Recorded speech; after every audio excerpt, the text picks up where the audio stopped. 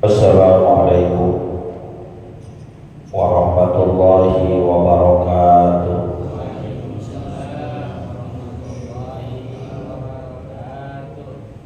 Bismillahirrahmanirrahim. Alhamdulillahirabbil alamin. Allahumma shalli wa sallim ala sayyidina Muhammadin wa ala alihi wa sahbihi ajma'in, amma ba'du. Fa inna asdaqal hadits kitabullah wa khairal hadi hadi sayyidina Muhammadin sallallahu alaihi wasallam wa syarrul umuri muhdatsatuha wa kullu muhdatsatin bid'ah wa kullu bid'atin dhalalah wa kullu dhalalatin finnar. Subhanaka la ilma lana illa ma 'allamtana innaka antal alimul hakim. Rabbi shrah li sadri wa yassir li amri wahlul 'uqdatam min lisani yafqahu qawli. Amin.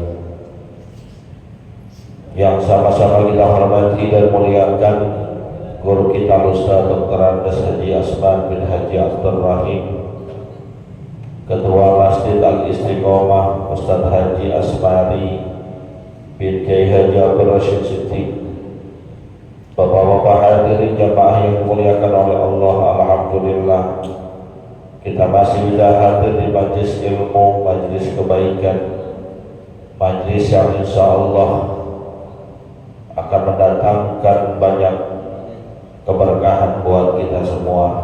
Amin ya rabbal alamin. Kita awali pengajian ini dengan baca suratul Fatihah.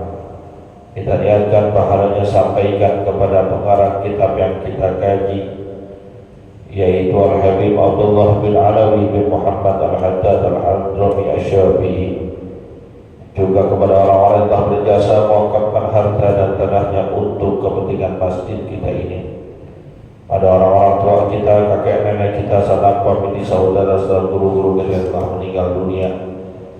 Wabil khusus mereka yang telah menyebarkan ilmunya di tempat kita, di antaranya almarhum al-Maghfurullah Kiai Haji Ahmad Rifyan Hidayat LC, almarhum al-Maghfurullah Kiai Haji Abdul Rashid bin Haji Muhammad Siddiq, almarhum al-Maghfurullah Kiai Haji Abdul Rahim bin Haji Muhammad Siddiq, almarhum al-Maghfurullah Kiai Haji Anwar bin Haji Muhammad, almarhum al-Maghfurullah Kiai Haji Abdul Rahman bin Haji Solihun.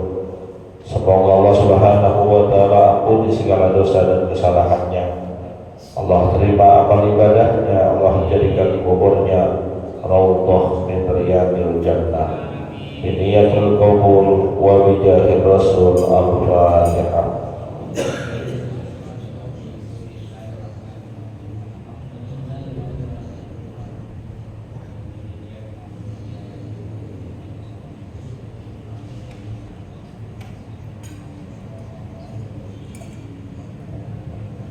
Melanjutkan bacaan kita. Bismillahirrahmanirrahim. Summa lam anna min ankaril munkarati wa akbaril kabairi wa abhashil muharramati tarku ba'dil muslimina as-salawatil maktubat. Wa qad warada an Rasulillahi sallallahu alaihi wasallam al-ahadits as-sahihah al-katsirah bi kufri tarikis salati. Wa qala alaihi salatu wassalam al-ahdu alladhi bainana wa bainahum as-salatu faman tarakaha faqad kafara. Wa qala alaihi salatu wassalam man taraka as-salata muta'ammidan faqad kafara jiharan. Wa fil haditsil akhar man taraka as-salata muta'ammidan faqad bari'at minhu dhimmatullahi wa dhimmatu rasulih sallallahu alaihi wasallam. Hadirin yang dimuliakan oleh Allah Subhanahu wa taala, melanjutkan pembahasan kitab An-Nasar Al-Wasaya Al-Imaniyah. Pengarang kitab ini Al-Habib Abdullah Al-Haddad mengatakan, qala al-muallif rahimahullahu ta'ala anhu, thumma lam anna min ankaril munkarati wa akbaril kabair. Kemudian ketahuilah bahwa di antara kemunkaran yang paling dahsyat wa akbaril kabair, dan dosa yang paling besar, wa abhasyil muharramati, kemaksiatan keharaman yang paling keji, adalah tarku ba'dul muslimina as-salawatil maktubah, di mana sebagian orang muslim meninggalkan dengan sengaja sholat yang 5 waktu. Hadirin, orang kalau nggak puasa berdosa, kemaksiatan. Nggak zakat berdosa, juga kemaksiatan. Tidak menjaga dirinya dari memandang sesuatu yang dilarang oleh Allah adalah sebuah dosa dan juga kemaksiatan. Bohong, kemaksiatan. Minum minuman keras, dosa, kemaksiatan. Judi, dosa dan kemaksiatan. Tapi dari sekian banyak jenis-jenis dosa, dari sekian banyak kemaksiatan yang ada, kata pengarang kitab ini, yang paling dahsyat kemunkarannya, yang paling besar dosanya, yang paling tinggi derajat keharamannya, apabila seorang muslim meninggalkan sholat yang 5 waktu. Karena sholat 5 waktu ini merupakan pondasi agama kita. Sholat 5 waktu ini yang paling penting dari sekian banyak syariat agama kita. Pokoknya dia nih, tiangnya sholat. Ini dapat dibuktikan dengan bagaimana Allah mewajibkan ibadah sholat ini spesial. Nabi kita diberangkatkan dalam peristiwa Isra, bertemu dengan Allah, lalu menerima amanat untuk mengerjakan sholat. Kalau ibadah yang lain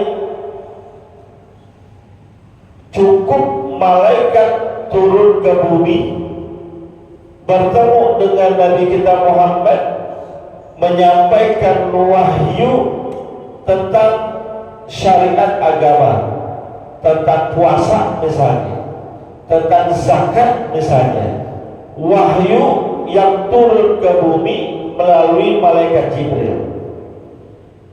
Tetapi dalam urusan sholat, Nabi kita yang berangkat dalam perjalanan Isra dikawal oleh malaikat, menerima perintah sholat di langit. Ini menunjukkan bahwa ibadah sholat ini teramat penting. Buat siapa? Buat kita, bukan buat Allah. Kenapa? Karena bagi Allah, ada yang sholat ataupun enggak tidak pengaruh. Bagi Allah, ada yang sujud kepadanya ataupun enggak nggak ngaruh juga. Bahkan seandainya seluruh makhluk yang ada di alam semesta ini, bukan hanya di bumi, termasuk di langit, bukan hanya manusia, termasuk bangsa jin, seandainya seluruhnya tidak ada yang menyembah kepada Allah, tidak ada yang sujud kepada Allah, tidak ada yang menegakkan sholat, itu nggak ngaruh buat Allah, tidak merugikan Allah. Karena hakikatnya sholat itu penting buat kita nih, sebagai eksistensi seorang hamba,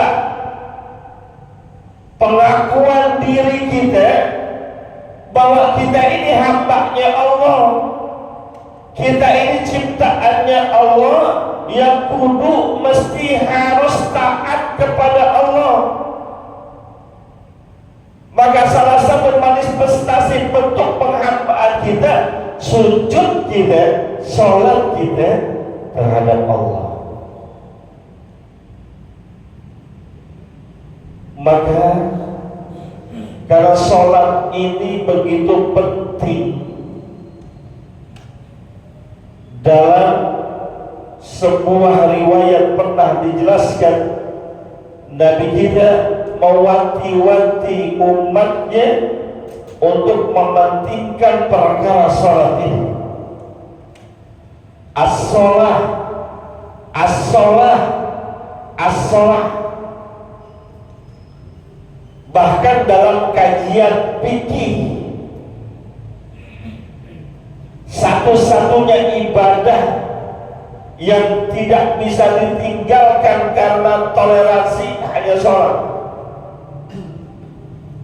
Puasa bisa ditinggalkan ketika dia sakit saat bulan Ramadan, berat sakitnya, kalau dipaksa puasa akan memberatkan dirinya, silahkan gak berpuasa, tapi ganti di hari lain. Ketika bulan Ramadan dia melakukan bepergian jauh, pulang kampung misalnya, mudik ke kampung halaman, perjalanannya berat, perjalanannya jauh, maka diizinkan untuk tidak puasa dan boleh diganti di hari lain. Bahkan bagi orang yang sakitnya tidak diharapkan kesembuhannya, yang sakitnya udah nggak mungkin sembuh, atau orang tua yang sudah payah, yang udah nggak kuat lagi diajak puasa, boleh bagi mereka nggak puasa, nggak perlu ganti di hari lain, cukup dengan membayar fidyah, karena memang sudah tidak bisa diharapkan untuk puasa. Begitu pula dengan zakat. Zakat itu toleransinya banyak. Kalau kita nggak punya harta kekayaan yang mencapai batas minimal ataupun nisab, dan kepemilikan kita belum sampai haul 1 tahun, maka belum dikenakan kewajiban zakat. Nggak punya apa-apa sama sekali, nggak usah zakat. Pun sama dengan haji ataupun umroh. Kalau belum ada kemampuan, belum ada uangnya untuk berangkat, untuk melakukan perjalanan haji ataupun umroh, belum ada bekal di sananya, belum ada bekal untuk orang-orang yang ditinggalkannya, nggak usah haji, nggak usah umroh. Bahkan kalau ada orang yang sudah sakitnya menahun, sudah tidak bisa melakukan perjalanan jauh, ada hartanya, memiliki kemampuan untuk bayar ongkos ke sana, tidak dianjurkan berangkat, cukup badalkan saja. Selama nggak ada kemampuan, nggak wajib berangkat. Makanya kemarin sempat ada nanya ke saya, Ustaz boleh nggak tuh Kita berangkat umroh tapi modelnya cicil, bayar setelah berangkat. Kalau umroh standarnya sekarang 30 juta, dia cukup bayar 3 sampai 4 juta sekedar beli porsi, dapat perlengkapan, bisa berangkat tuh. Nanti kekurangannya kurang lebih 25 juta, 26 juta dibayar secara cicil setelah berangkat. Kalau dia meninggal dunia sebelum cicilannya habis, nggak dihitung utang. Boleh nggak begitu? Boleh nggak? Berangkat umroh ngutang, boleh nggak? Secara hukum boleh, nggak apa-apa, tapi tidak dianjurkan. Ya orang belum mampu. Kalau pakai nyicil utang kan artinya sebetulnya belum mampu. Itu mah cuma bisa-bisa travel biar dagangannya laku, jujur aja. Maka saya sangat tidak dianjurkan, saya sangat tidak menganjurkan teman-teman jamaah yang apabila mau umroh model yang begini.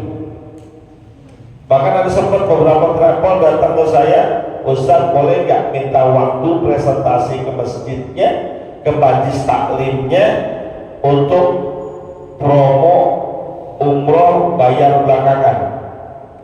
Terus kebagian kecipratan dah. Kalau bicaranya kecipratan gue sih demen-demen aja.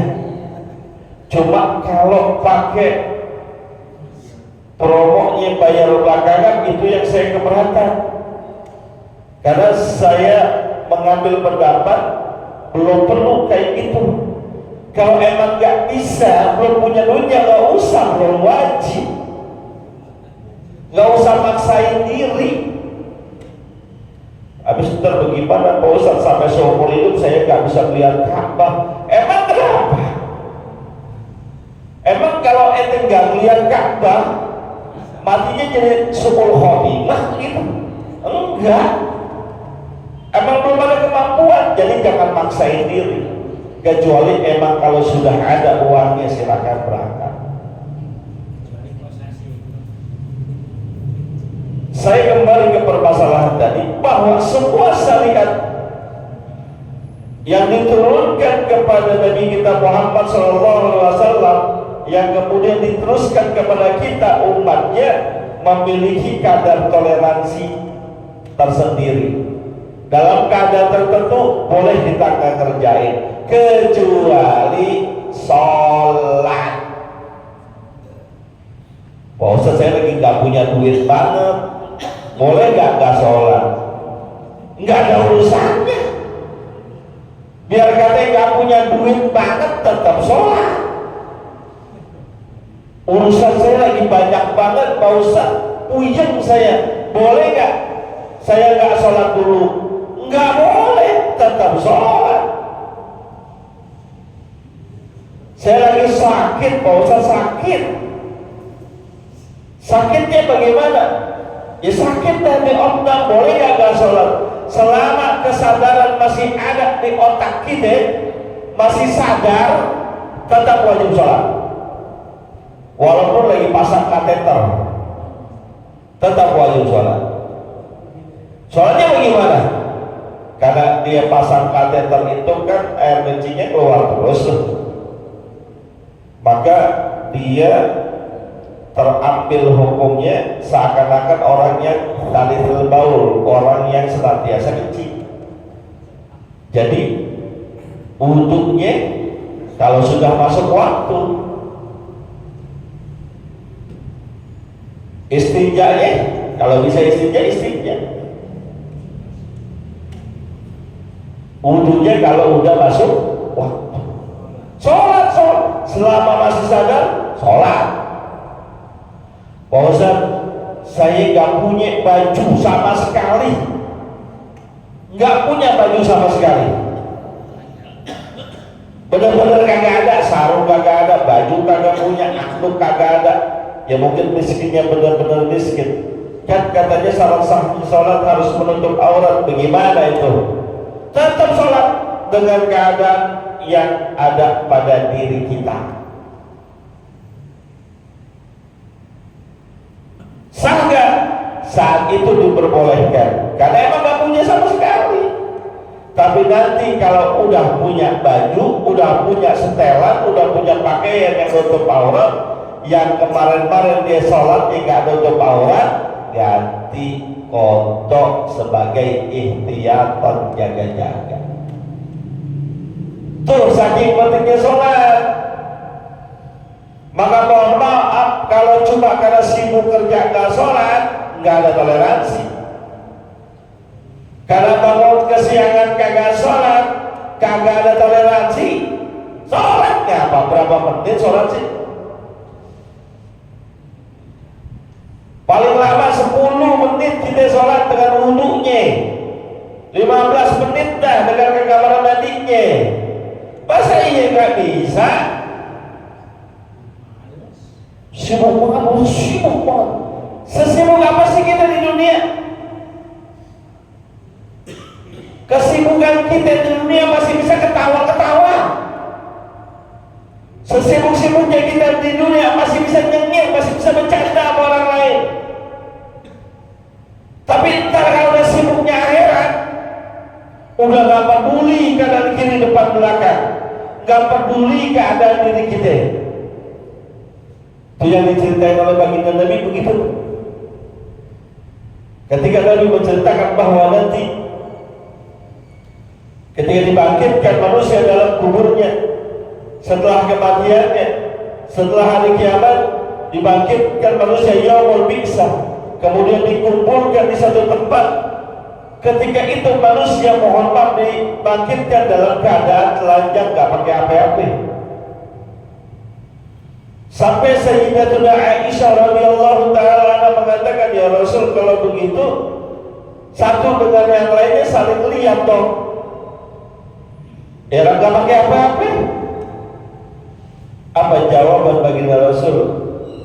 Bal amruhu asyad. Wah, kenapa? Perkara mereka saat itu jauh lebih dahsyat dibanding sekedar main lihat-lihatan. Nggak kepikiran. Mohon maaf banget. Kayak orang lagi kalut banget.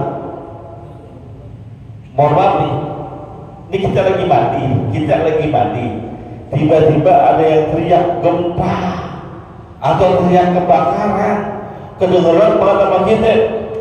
Bisa boleh jadi karena saking kalutnya belum sempat andukan, kita langsung keluar.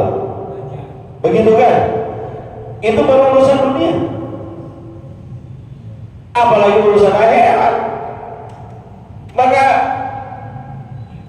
sesibuk-sibuknya kita sama dunia,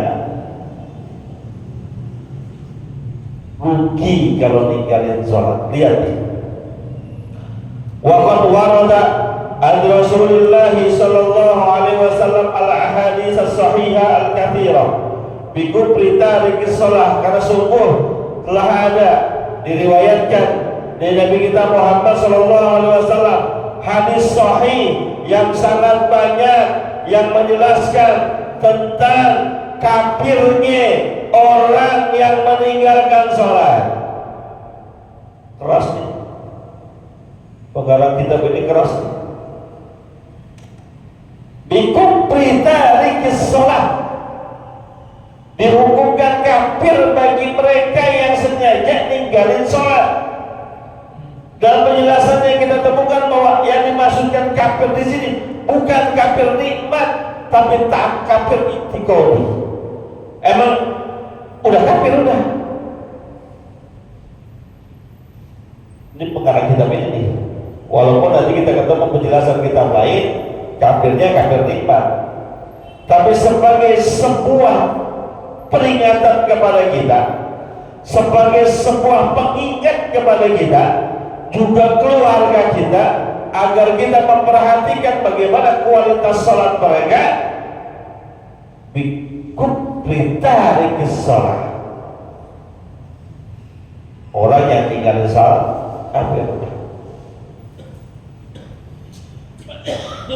Contohnya waqala alaihi salatu wassalam, al-ahdul ladzi bainana wa bainahum as-shalah faman tarakaha faqad kafara. Al-ahdul ladzi bainana wa bainahum as-shalah wa fi riwayatin al-farqu bainana wa bainahum as-shalah. Bedanya kita orang beriman dengan mereka orang-orang munafik, dengan mereka orang-orang kafir adalah pada urusan sholat. Wa man tarakaha, maka siapapun di antara orang Islam yang sengaja meninggalkan sholat, faqad kafara, sungguh dia telah kafir, telah ingkar, telah menolak ajaran Allah. Keras ini. Jadi kalau orang nggak sholat bukan sekedar lalai doang. Orang nggak sholat bukan sekedar kemaksiatan biasa doang, tapi bisa terkategorikan sebagai kafir. Kenapa bisa begitu? Karena dalam sholat ada pengakuan kita sebagai hamba kepada Allah. Dalam sholat ada perendahan diri kita serendah-rendahnya di hadapan Allah. Jika ada orang beriman ngaku Islam kagak sholat, secara gak langsung dia memproklamirkan dirinya bukannya hamba Allah. Secara tidak langsung dia memproklamirkan dirinya tidak mau merendahkan diri di hadapan Allah.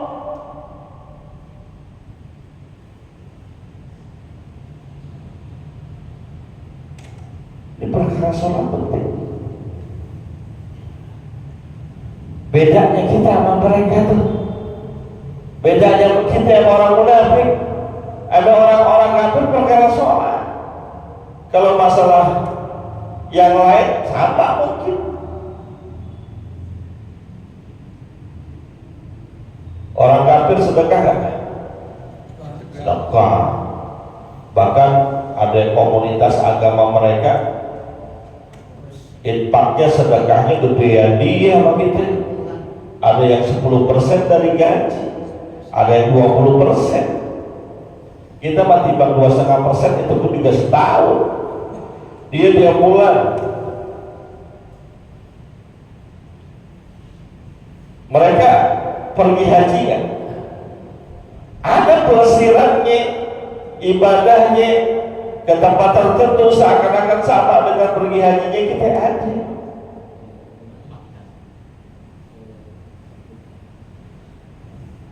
Bahkan kaum beragama di Mekah dan Madinah saat dulu mereka juga melaksanakan ibadah haji dengan tawaf. Cuma tawaf mereka berbeda dengan tawaf kita dalam ketertiban dan adatnya. Mereka tawaf bahkan dikatakan tidak pakai apa-apa, bertelanjang diri karena sedang berada di rumah Tuhan.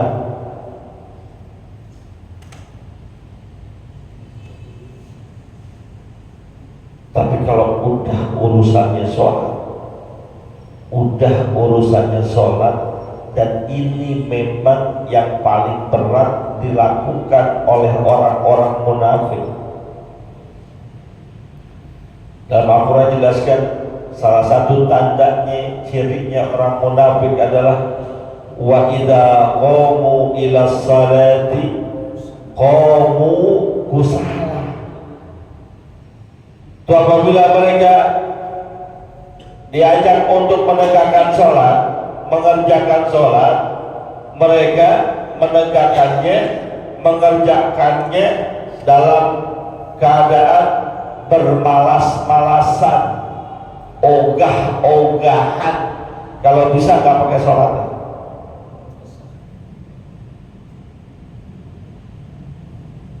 Padahal kalau kita lihat struktur sholat kerjaan kan cuma gitu doang, nggak ada berat. Ayo kerja sholat yang mana yang berat? Gak ada. Diri, kalau kita biasa diri, ruku, orang yang olahraga ruku lebih dari kita banyak. Sujud, orang yang olahraga model sujud lebih lama dari itu juga banyak. Nggak ada yang berat. Tapi sifat nifaq itu yang membuat sholat menjadi berat. Sifat nifaq itu yang membuat orang malas. Wa innaha lakabiratun illa 'alal khashiyin. Sholat itu bagi orang-orang yang gak ada rasa takutnya kepada Allah, gak ada imannya kepada Allah, gak percaya dengan hari kiamat, berat kerjanya, berat.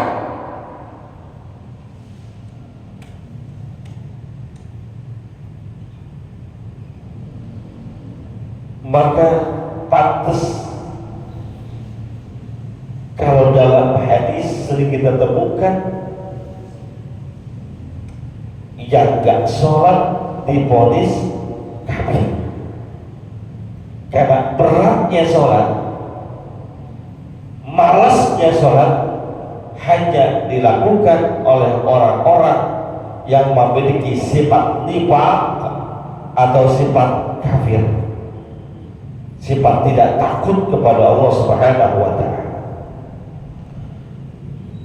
Wa qala alaihi salatu wassalam, sabda Nabi kita Muhammad sallallahu alaihi wasallam yang lain, man taraka sholata muta'ammidan, siapa orang yang tinggalin sholat secara sengaja, emang dia ogah sholat sengaja dia, faqad kafara haram, sungguh dia telah kafir secara jelas, terang-terangan memproklamirkan dirinya sebagai penentang Allah, memproklamirkan dirinya sebagai orang yang membangkang terhadap perintah Allah. Ayo deh, gak usah sholat.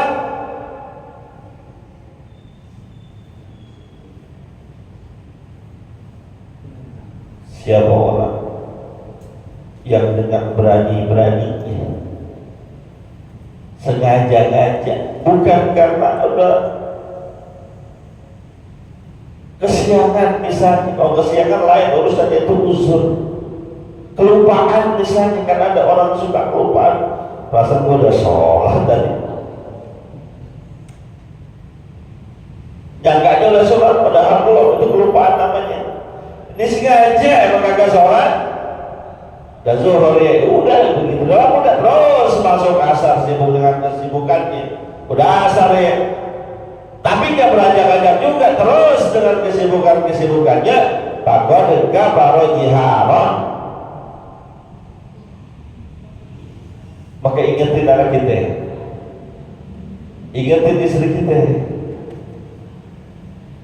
udah masuk waktu sholat, udah pada sholat apa belum? Udah subuh jam 5 masih tidur, bangunin, udah sholat apa belum?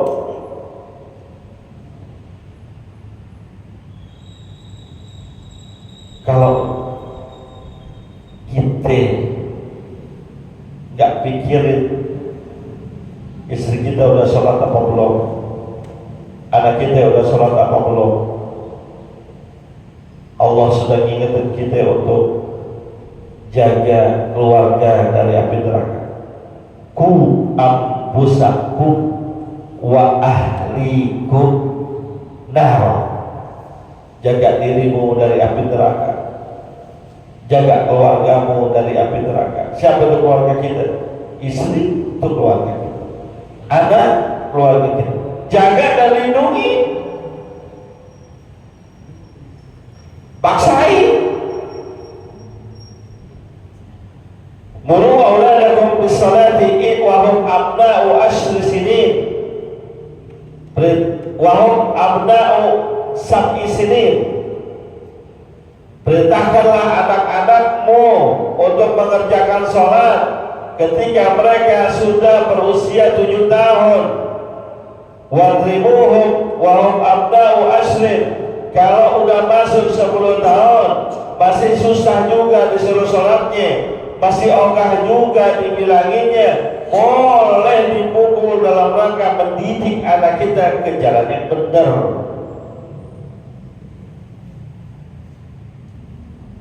Terus saya pukul, tuh anak tak terima, ngelaporin ke polisi, Pak Ustaz. Karena ada yang begitu. Ada undang-undang perlindungan anak. Orang tua nggak boleh pukul, karena anak dilindungi oleh hak asasi anak. Ya kalau dia lagi diem kita tempeleng nggak boleh emang. Tapi kalau udah urusannya sama agama, pukul, tapi pukulnya jangan yang membahayakan, pukul yang mendidik. Kakinya pukul, jangan pakai balok, pakai sapu lidi 1 aja. Mulainya emang dari usia 7 tahun, jadi udah lulut tuh, udah enak bilanginnya. Kalau udah usia 20 tahun sih ya boleh dikata terlambat, ya bagaimana. Kalau dari kecil, dari 7 terus diingetin sholat, ntar masuk usia baliknya 16, 17, 18 sudah enteng. Kalau udah dibiasain dari kecil.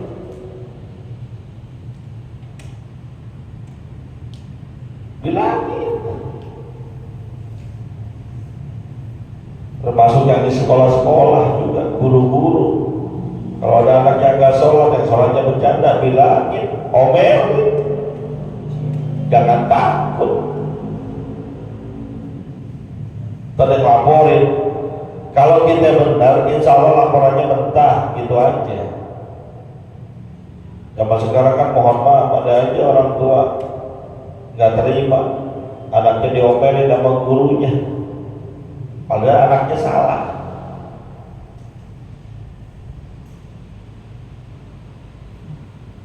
Jangan sampai ada keturunan kita entah kapan mereka menjadi orang yang ninggalin sholat dianggap biasa, nggak sholat santai aja. Pagi-pagi baru bangun jam 6:30, jam 7 mandi belum, ke kamar mandi juga kagak, udah ngeteh, udah ngopi di pinggir jalan bergerobok, cengar cengir, nggak sholat, nggak kepikiran. Jangan ada yang begitu keluarga kita, jangan. Omelin, bilangin, kasih tahu. Jangan dibiarin aja. Wabil haditsil akhar, dan hadis yang lain, man taraka sholata muta'ammidan, siapa orang yang meninggalkan sholat secara sengaja, faqad bari'at minhu dhimmatullah wa dhimmatu rasulih sallallahu alaihi wasallam, maka dia terlepas dari perlindungan Allah, terlepas dari perlindungan Rasulullah sallallahu alaihi wasallam. Pengertian terlepas dari perlindungan Rasulullah, gak dapat syafaat.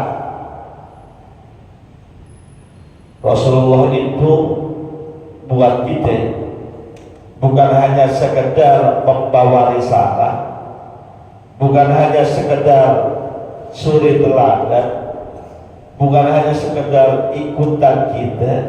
Lebih dari itu, nanti di hari kiamat beliau itu pemberi syafaat, pemberi pertolongan buat umatnya seluruhnya. Iya, asal sholat.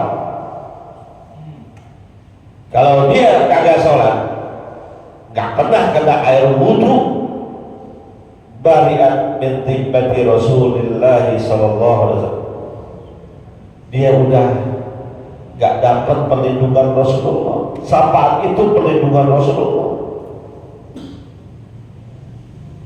Bagaimana Rasulullah tolongin? Omar Rasul kagak kenalin kita. Emang Rasul bisa kenalin? Bisa. Kenalin apa? Simahum fi wujuhihim min atharis sujud.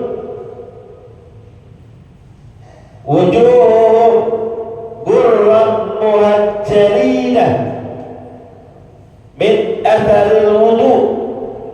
Umat Nabi Muhammad yang nanti berhak mendapatkan syafaat, yang nanti berhak mendapatkan pertolongan dari Rasulullah SAW, itu terpancar dari wajahnya cahaya-cahaya ilahiyah dari sebab bekas sujud mereka tatkala sholat.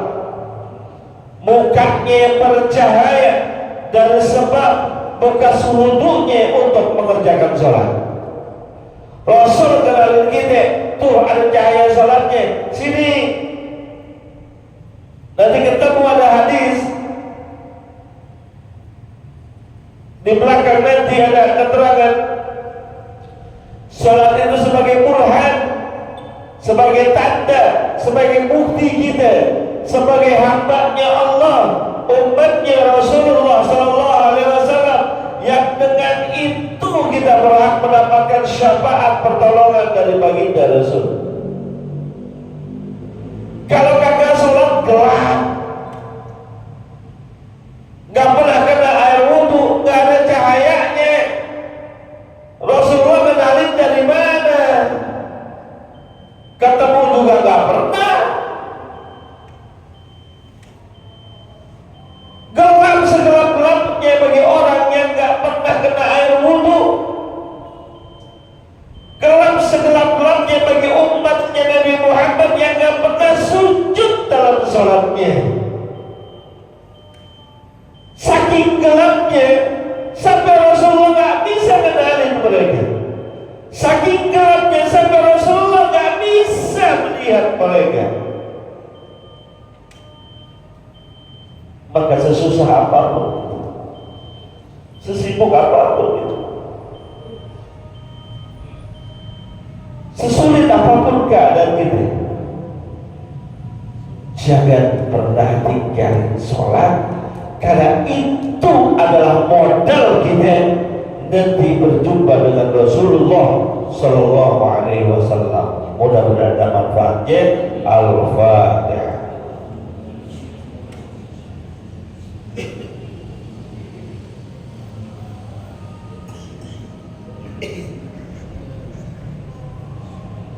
Qala Rasulullah sallallahu alaihi wasallam, afdalu ma qultuhu ana wan nabiyyuna min qabli, la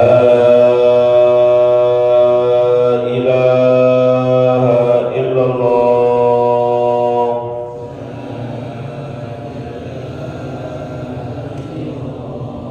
La